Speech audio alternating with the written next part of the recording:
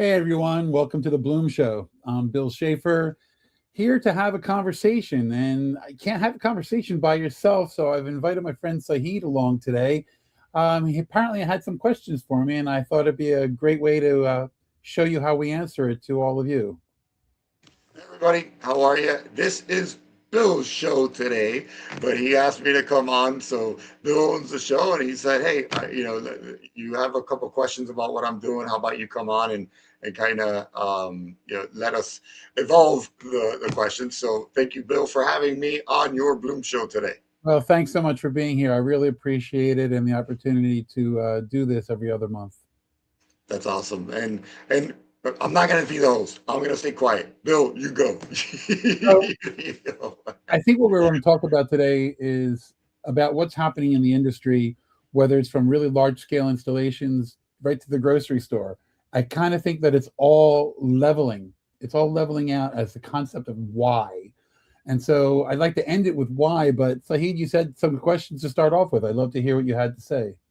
What I guess when I was reading this, when you step back into the floral industry and the history that you have, do you feel that floristry has shifted? What are the changes you see in floristry at the moment? Now, I really do think it's has shifted. Like it has not gotten louder, it has not gotten trendier because everything is kind of leveled off in there. It's kind of just gotten really, really different. Flowers aren't simply about decorations anymore. They're not just about retail products or event backdrops. Somewhere along the way, they actually became part of the language of everything that we're doing, whether it's from events to grocery to retail mom and pops. And even though right now, because we're sitting here together and we're going out mostly into the US market at this point, it's not Mhm. happening isolated here in the United States. Whether you're in Amsterdam, Tokyo, Copenhagen, Bogota, or Seoul, it all just happens to show up faster than we realize, mostly because of social media. And you can feel it when you walk into a shop or when you walk into a store. The client will ask for something that they really can't quite describe. And we'll get into that in just a moment as to what I think that they're actually looking to describe. So when they're describing something, right? Are they describing trends? And sometimes they're describing trends, but they really mean style. But is that what you're talking about first? Nah, not really. And you're right about that. I mean, trends is such an overused word in every part of every industry because right now I don't know if there are any really, really specific trends. I mean, you can pick out mini and micro trends that are happening, but what's really driving sales right now, especially in the floral industry, whether it's large scale events, especially in large scale events, all the way down to grocery store bouquets, it's emotional. It's the emotional demand. People aren't asking for flowers that simply match anymore, match each other. I mean, they're asking for flowers that make them feel something. I don't even know if they know what it is. So I think you have to understand and kind of read them, play psychiatrist. Whether is it something calm, energy, comfort? Sometimes it's even about tension. What's really showing for it? The emotional shift is what we're really seeing. It's that less polished perfection, that wabi-sabi kind of a feel. It's an Um, intentional imperfection. They want more movement, more space. I don't think it's a rebellion of design. I don't think we're anti-design. I think it's a cultural shift on emotions. People want things that feel human, especially in today's political and socio-economic climates. I think that's where we're heading. The expectation stresses, across all industries. As I mentioned, from a grocery store to a six-figure installation, it's all the cues that you're dealing with from the client are the same. Humans are still human. I guess we have so much dopamine fixes that we want other things to give us a kick of dopamine, and it's more of that emotional reaction of making us feel something. And considering that floral design is art, and when we back in the day when there was no Instagram, no TV, no just theater or just maybe that was rare, but an art piece that would create and evoke an emotion. So when it comes to like walking into a shop or an event, how does that actually show up? Is it color? Is it movement? Is it texture? What is defined as an emotional piece? Well, especially when you're dealing with events, it really comes down to the environment and how does the environment make you feel. Design today isn't about the individual arrangement. It isn't about like, oh, I've got 20 tables for this event and I want three different types of designs on each table. And maybe that's what they want, but it's more about like they want some kind of a grandiose piece, something that really sets the tone. If it's a corporate event, they want something that's going to brand themselves. If Mm. it's a wedding, what makes them feel good? In the when Kim Kardashian got married, all of a sudden there was these giant flower walls everywhere, and that's kind of what I'm talking about. It's more about form and space. It's sculptural and architectural. It's how you're seeing how forms rise and they wind upwards, they stretch out into space. Designs that show you and fill every inch. They slow you down. They make you kind of like stop. At the same time, the confidence is in looseness. And I don't mean that you're not an experienced designer. Actually, just the opposite. You have to be pretty well understanding of your industry, whether it's the bouquet industry or the event industry, because what you're doing is you're engineering the look. You have to understand the emotion and create the engineering that's behind it. So it's kind of a restraint kind of a feel. You have to kind of hold back. You can't just throw it all out there. You can't just throw everything against the wall and see what sticks. You actually don't have the pricing for that. The budget isn't just throw it against the wall and see what sticks. It's about understanding it. It's about creating concepts of minimalism, but it's not the same minimalism as we think of in our ears. It's more that monofloral or monomaterial designs. They're not just about simplicity. They're about true precision. Whether it's a bouquet and it's locked into the exact same design every single time, or whether it's the counts. Precision is also about finance and how much is your budget per stem. If I have a flower wall and I know that every square foot takes 45 carnations, how many carnations do I need per square foot on this wall? If I've got a 100 square foot wall, I know I need 4,500 carnations, that kind of a thing. So it's the skill is really there. The precision is really there. You can't really hide anything, especially in the world of price awareness. Clients aren't paying for more flowers. They're paying for a clearer intention of what you're doing. And as you said, intention, and that's my key word of the year for myself, my teams, and everything we do. If you're more intentional for your customer, you produce better. You do exactly what they, intentional in listening to them, and intentional in design. That hits home for me. That's pretty cool. Colors feel more polarized lately, right? Either very calming, very bold. Is that something you're seeing today and again, talking about emotion, right? Colors, there's a science of color and emotion. Blue is certainty, red is go, oh, red is stop, green is go, and there's a reason for that. Are you seeing that intention with that nowadays? I really do, and I think one of the reasons I asked you to come on board on this little journey today was that I wanted that kind of a question to come out because we're all dealing with concepts of trends, and people say, oh, the color of the year from this company or the color of the year from that company. I think it's more about, once again, it goes back to emotion. What do people want emotionally? What does color tell them emotionally?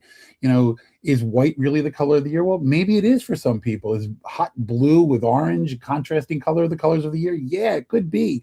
The some of these palettes, the soft ones are very grounding, and maybe people need that reassurance and calm in their lives. And other people may want this amazing party, this hot coordinated color, with great contrasts, blues and deep oranges, strong yellows, colors that when you walk in the door, bam, you're hit with it. So, visibility is a part of it, but emotion is where I think it's leading. Much of what we're designing now isn't just informed by floristry. It's really, truly what we're seeing. You mentioned some of that earlier. TV, movies, you're seeing the backgrounds, you're seeing you're seeing Wicked out there, and you're seeing green and pink showing up everywhere. You're seeing Wednesday out there. You're seeing these goth tones show up depending on what you want it to be. So the flower choices follow the same kind of logic as all of that, and texture also matters. The structure matters. The materials hold the presence. If it photographs well, it's going to carry that emotional weight for a long time, something you could think about and look back on. So the choices aren't just aesthetic. They perform emotionally, visually, and like we talked about earlier, economically.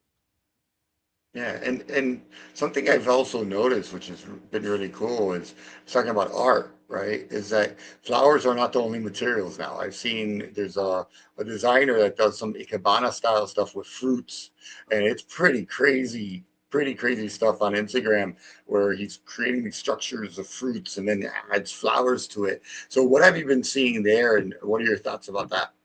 Well, fruit is a great one to talk about, especially to start with, because you're absolutely right. We used to just put grapes on a table, on this giant tablescape, to say, "Oh, this is a Tuscan kind of a look." Well, that's not what people Yeah, want anymore. It's really, really. We're not doing cornucopias. We're not just giving you variety, because people have very specific needs and colors.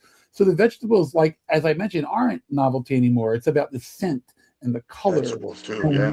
what does that emotion withdraw? I mean, draw out of you. And like textiles are another big part of this.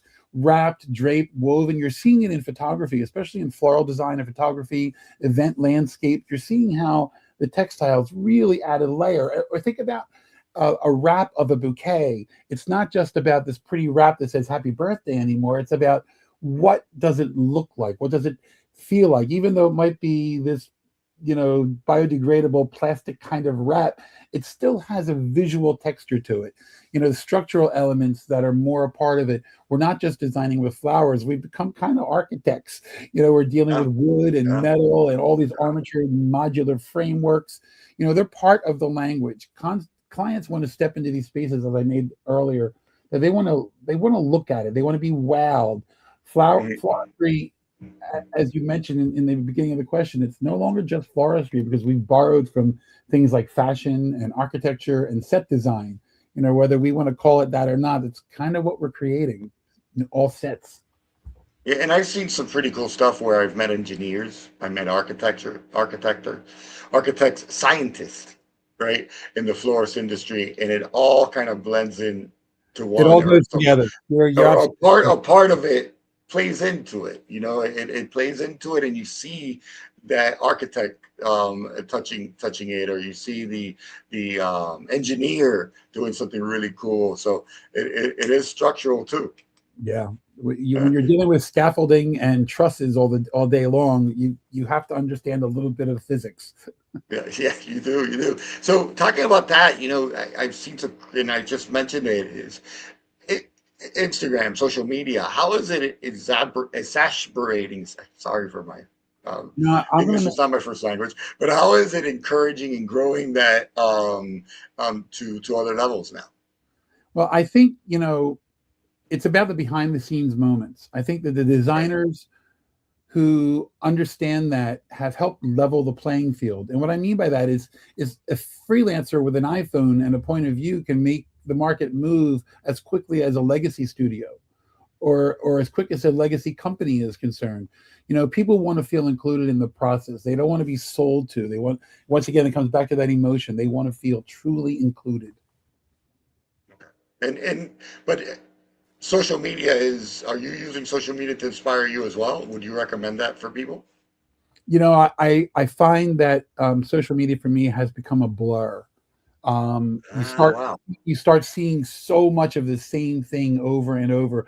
I think for me, and I think for a lot of really amazing, talented people out there, it has really pushed the envelope. You think about when I used to teach 20 years ago, I would do this massive show, and you put it in a can, and you go from city to city to city to city to city and do the same show. Well, now you do one show and you can't do it again, because it's all Yeah. over social media. So I think it's forcing creativity. I think Yeah. it's forcing the great creativity to become stronger and stronger. When you're dealing with bouquets, you're making millions of them. And so I understand that. So there's repetition within that. And within a lower budget, somebody sees something like, hey, I want to repeat that exact same thing, but instead of pink, I want it in beige, that kind of a thing. And that happens. But as you move through the creative process and the finances start to go higher and higher, and installations get more and more expensive, especially in the event industry, nobody wants to repeat anything. They don't want to be like the Joneses. Yeah. That it's not that anymore. It's being creative and allowing the emotion of the individual client to come through, as opposed to just something you've done before. But social media is a great influence, because if nothing else, it tells people what they don't want. And If where they see does the it 1,000 times, they don't want that. I love this, but I don't want it to be like that. That kind of a thing. where does creativity blur the line of business reality? Well, it's not really a bad thing. Parameters, especially financial parameters, you have to have them. Yeah, Or how other much way are you gonna around? Yeah. spend on a $9.99 bouquet when you go to your local grocery store? How much did it cost to grow the flowers, the labor to create the flowers, ship the flowers, 100 hands touching it before the end user is touching it. It's not a bad thing to understand the parameters, but there are ways to fight it. Like in the retail floristry, retailers are doing workshops, bouquet bars. They're doing subscriptions, experiential retail. They aren't extra anymore. They're actually part of how they survive as a business now. Groceries and big box stores are completely understanding the emotional connection of Yep. flowers to the Yep. person. You're walking into a grocery store and you're buying a bottle of wine for tonight's celebration along with the flowers as the gift that's going to be a part of it. And you're walking out the door and you've created an emotional feeling that goes into the evening. The wholesalers are evolving also, and I know that the wholesale market, as far as the amount of wholesalers, are getting smaller, but they are also have better digital tools. We're seeing more and more of them dealing with social media on how to sell what they have. They have trend-driven assortments. They're offering better sustainable packaging. The whole climate can be volatile. We're dealing with shipping, rising costs. So you have to understand all of it. You have to educate yourself constantly on what's happening out there. I don't think the industry in any way is failing. When you look at the future of the industry, it's one of the brightest industries out there. We just have to adjust constantly, and you have to be aware of it. You just can't get stuck in a rut of the same old, same old. And looking ahead, it's talking about adjusting social media, all this. But what are you looking for? I always, when I first met you, it was like you're a trends guy, and I love it. So when you look ahead, what are you paying attention to? Well, for this one, if you don't mind, I'll focus on kind of the event industry. Is that okay? Yeah. Because what I'm thinking about is like, There's your show. There's your show, Bill. but you're asking the questions. But I think I think when you're in the industry, you have to understand lighting. You just can't let the lighting company be the person to tell you how to do it. You have to understand how to project the flowers, not just through projection of technical techniques, but how you project and when you walk into a room. And it has to deal with a lot of interaction, technology and interactive technology, how that deals with flowers, whether it's the concepts of modern step and repeats with holographic displays. Living materials can be used more intentionally. Installations evolve instead of expire. It's not like, oh, a flower wall. Oh yeah, we been there, done that. I did that 100 times in the past 10 years. No, just find a new way to make it creative. Find a way to make it fun. None of it really feels flashy when you think about technology. It really just feels like you are being considerate of all the other things that are coming into what you do, and you are learning about it and sharing that with your clients. So I think that's kind of a really important strategy in moving forward in the industry. And if there's one thing professionals should carry with them, what is it? That's a tough one. One thing is difficult because, as you saw, we just talked about 20. Yeah. But I think if I was doing anything, I would work on the concept of parameters and creativity and working smarter, not harder, kind of that old adage, but it really means a lot because it's not just about doing more. It's not about adding in a few extra stems because you think it's prettier. You have to become a storyteller. That's part of the emotion. You have to tell the story of the event, the bouquet that you're looking at. You want someone to look at it and say, "Oh yeah, you know what? This is like a hot mama kind of bouquet," as a friend of mine likes to call it, hot pink and hot orange. You may not want to bring that to a funeral. It's part of the story. It's part of how retailers are becoming the curators of the story, and wholesalers have to partner with you so that they can help you tell the story by what they sell to you. The people who thrive, I think, in this industry, whether you're mom and pop retail, whether you're a grocer, an event planner, event person, whoever you are, you have to understand, not what's changing, but why it's changing. Why is the big question. Understanding the why means that you're not chasing the trends. You're actually moving with them. What's an example of that? Well, I'm just going to use the words. I am not a believer of the Pantone Tran as the color of the year. But I also know that they do worldwide research and things that are coming out, and that's where that comes on. So when people say it's a trend, I've talked to people in the Pantone company who tell me that they are not forecasting. They are reporting what's already out there in this condensed field, in this concept that allows you to move with it. So sometimes I think we fight what is out there. We fight the quote unquote trend, that horrible word. But what we're really doing is trying to move forward. How does white work with your industry? Does it? I mean, if it does, why not show it? Why not make it a part of what you're doing? I mean, when you're going with those soft pastel colors, why not add in the eggshell, ivory, or white? Because it does become part of a trend. So you're not chasing them down. You're not looking for the next one because they're already out there. I mean, textiles in the Asian countries are being created 2 or 3 years in advance. You can't create 100 million shirts of a specific color in 1 month just because Pantone said white is the color of the year. No, that's not how it works. They have to create them. They have to create the dyes. They have to create the sizes. They have to create the design styles. It's a couple of years. Cars are the same thing. How many years in advance are car colors set? It's a done deal. So you don't have to chase the trends. They're already happening. Just understand how you and your industry can move with them. Learn about them. Learn to offer them. Whether that when you ask me very specifically, Sherman-Williams and paint companies, put out amazing trend concepts. If you're in the industry, companies like WGSN or the Trend Bible out of the UK or Future Snoops, all kinds of companies are putting out trends. And maybe you want to pay $30,000 for a trend report like, the big box stores do. But I don't know if you have to. I think it's out there. I think it's all around you. Yeah, or call Bill. Yeah, or call. Yeah, and it is the same thing. We've talked about a lot today, and I really appreciate you joining me and you coming in with these questions. And obviously, there's so much more to talk about. So anybody who gets to view this, whether it's this live version or whether it's on repeat, like I know we're doing it again tonight, or in the future, just ask the question, shoot it out to us. I'll be happy to answer you personally, so that you can deal with that. And once again, Sahid, thanks so much for joining me today. I really think it made it a better. The conversation today was kind of important. I really appreciate it. So thanks again. And appreciate you for having me. Appreciate you for having me, and I look forward to seeing you soon.